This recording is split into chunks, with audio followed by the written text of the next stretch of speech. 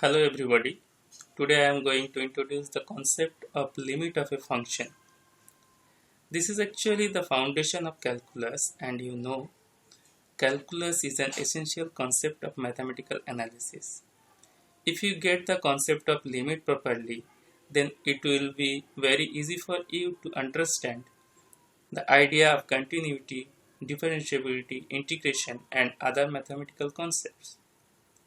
The notion of limit is given by this notation where f is a real valued function and c is a real number, and the limit of the function at c is L. Here it means that fx can be made to be as close to L as x approaches to c. Here we see this is the curve of the function fx, and if x approaches to this point from right side or left side, then fx approaches to the point L. And now we discuss the phrase analytically in connection to epsilon delta definition of limit.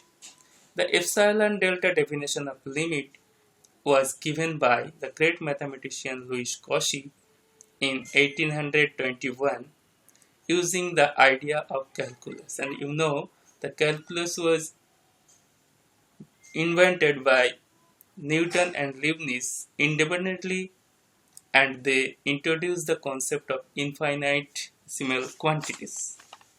What is that? An infinitesimal quantity is a quantity that is smaller than any feasible measurement but not zero in size. That is, the infinitesimal means extremely small. They are usually denoted by the Greek letters epsilon, delta, etc.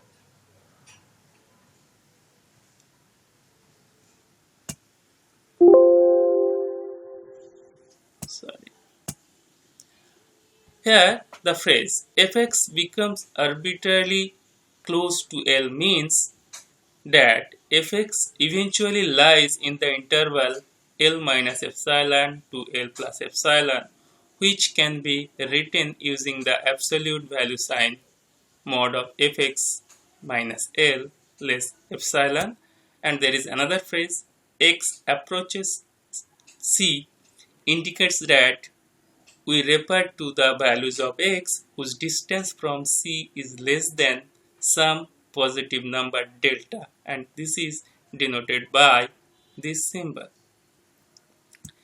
And you see, this is the curve of the function fx, and if you choose any neighborhood of L, that is epsilon neighborhood of L here, this point is L plus epsilon and this point is L minus epsilon.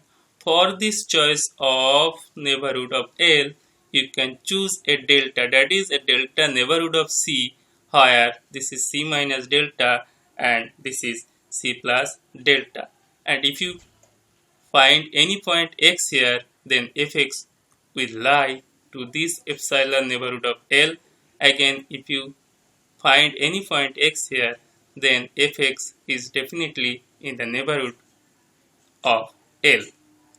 Here, one point must be clear that for any fixed neighborhood of L, the neighborhood of C will be chosen, and for which if x belongs to the delta neighborhood of C, then fx will belong to the epsilon neighborhood of L. And the definition of the limit fx as extending to say equal to L, if for any epsilon greater than 0, there existed positive number delta for which x lies either in this interval or this interval, fx will belong to the epsilon neighborhood of L, and this can be written by this mod of fx minus L less than epsilon when 0 less mod of x minus c less than delta.